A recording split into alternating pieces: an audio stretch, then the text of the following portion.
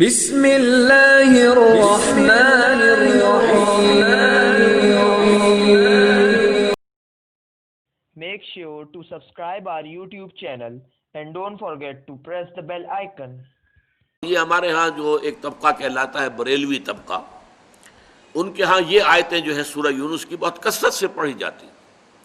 ایسا ہو گیا ہے ہمارا اصل میں معاملہ کہ مختلف فرقوں نے، مختلف مسلکوں نے اپنا اپنا حصہ جو ہے قرآن میں سے لے لیا ہے. کچھ آیتیں انہیں زیادہ جو ہیں وہ اب اہل حدیث کو تقریر کرے گا تو وہ تقریر کرے گا رسول کی اتباع پر اور اتباع سنت پر.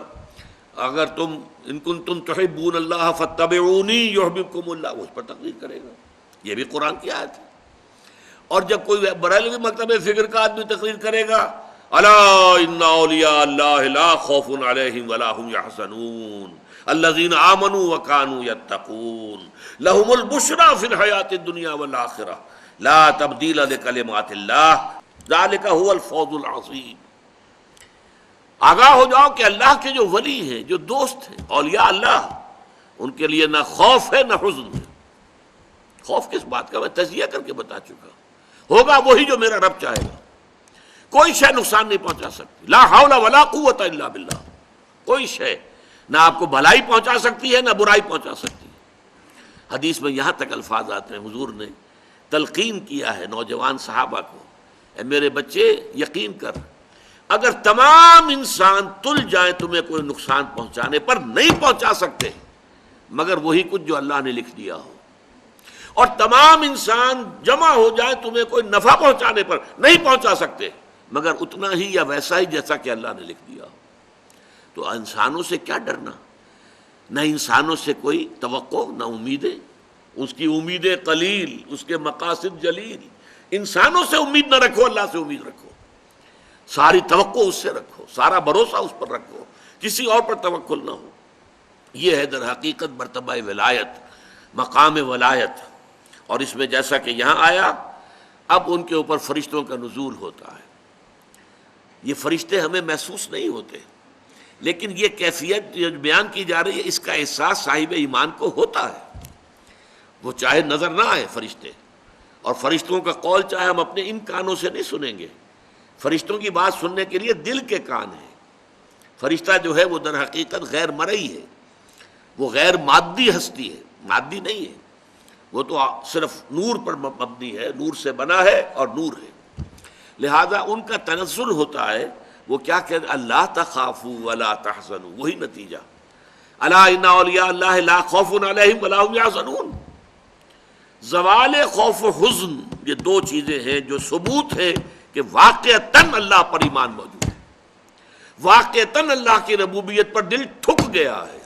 اگر دل پریشان ہے، یہ میرا نقصان کر دے گا، یہ مجھے تکلیف پہنچا دے گا، یہ میرا یہ کر دے گا، وہ میرا وہ کر دے گا، اس سے میری یہ بات بن جائے گی، وہ مجھے یہ فائدہ پہنچا سکتا، لیکن کہتا ہے دعویٰ یہ ہے کہ اللہ پر ایمان ہے میرا. تو یہ در حقیقت یہ دونوں چیزیں ایک دوسرے کی بالکل متضاد. توکل، توقع صرف اللہ کی ذات کے ساتھ. اللہ تخافوا ولا تحزنوا، نہ خوف کھاؤ نہ حزن سے دو چار ہو. وابشروا بالجنۃ التي كنتم توعدون، اور بشارتیں حاصل کرو، خوشیاں مناؤ اس جنت کی کہ جن کا تم سے وعدہ کیا جاتا تھا، اہل ایمان سے وعدے کیے گئے ہیں. وَلَكُمْ فِيهَا نَحْنُ أَوْلِيَاؤُكُمْ فِي الْحَيَاةِ الدُّنْيَا وَفِي الْآخِرَةِ. ہم تمہارے ساتھی ہیں، مددگار ہیں، پشت پناہ ہیں، حمایتی ہیں، دنیا کی زندگی میں بھی آخرت میں بھی.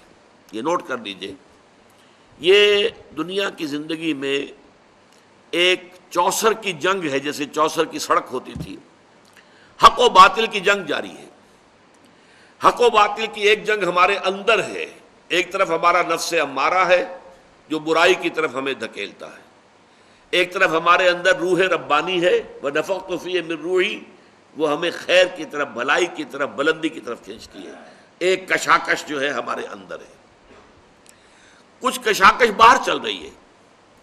ہمارے اس نفس کو تقویت دینے کے لیے، اسے مشتعل کرنے کے لیے یہ شیاطین جن موجود ہیں. الذی یوسوس فی صدور الناس من الجنۃ والناس. حضور نے فرمایا کہ جب قلب غافل ہوتا ہے اللہ کی یاد سے تو شیطان اپنی تھوتنی لگا دیتا ہے دل کے ساتھ اور پھونکے مارتا ہے اس کے اندر، مشتعل کرتا ہے۔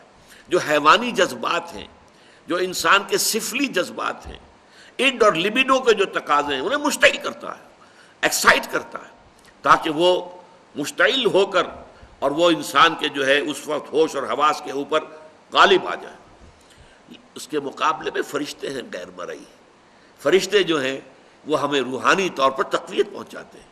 ہمارے اندر کا جو خیر ہے، جیسے کہ ہمارے اندر کا شر، نفسانیت، اس کو تقویت پہنچانے والے شیاطین جن باہر موجود ہیں جو نظر نہیں آتے، اسی طریقے سے ہمارے اندر کا خیر، روحانیت، اس روحانیت کو تقویت پہنچانے والے ملائکہ ہیں جو خارج میں موجود، وہ بھی نظر نہیں آتے، یہ بھی غیر مرئی، وہ بھی غیر مرئی۔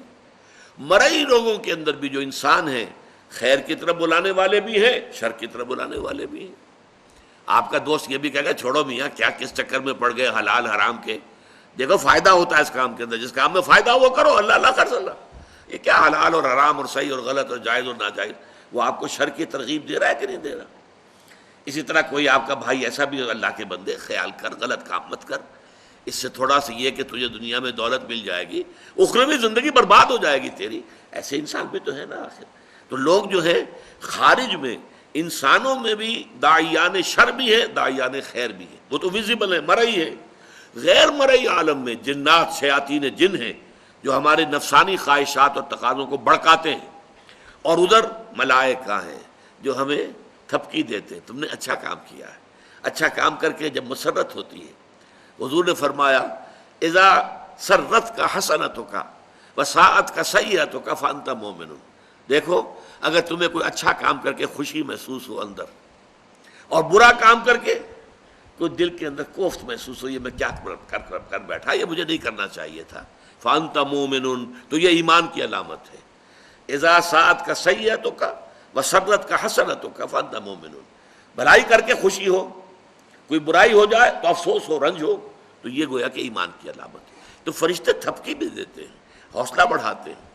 قرآن مجید میں آیا ہے جنگ بدر میں، جنگ احد میں فرشتے آئے، انہوں نے مدد کی، اہل ایمان کے دلوں کو اور اہل ایمان کے قدموں کو جمایا۔ انثبت الذین آمنوا، جاؤ قدم جما دو اہل ایمان کے، تو اہل ایمان کے لیے فرشتے آئے۔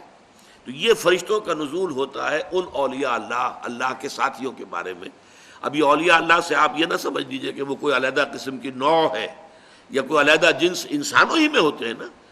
تمام صحابہ اولیاء اللہ تھے، سب کے سب اولیاء اللہ کا جو اعلیٰ ترین معیار ہے، کوئی ولی اللہ غیر صحابی ادنا سے ادنا صحابی کے پائے کو بھی نہیں پہنچ سکتا۔ یہ اچھی طرح نوٹ کر دیجئے، یہ ہمارا اہل سنت والجماعت کا پختہ عقیدہ ہے۔ کمتر سے کمتر صحابی جو ہے بڑے سے بڑے ولی سے بھی وہ افضل ہے، بڑے سے بڑے ولی سے افضل۔ تو اولیاء اللہ سے مراد یہی نہ لے لیجئے جو ہماری اپنی جو ووکیبلری ہے، ہماری بول چال میں صوفیاء کرام کے لیے الفاظ یہ آتے ہیں، وہ بھی ہیں الحمدللہ، ان کے اندر بھی اولیاء اللہ بہت بڑی تعداد میں، لیکن جو ہمارے صحابہ کرام تھے وہ تو سب کے سب اللہ کے ولی تھے۔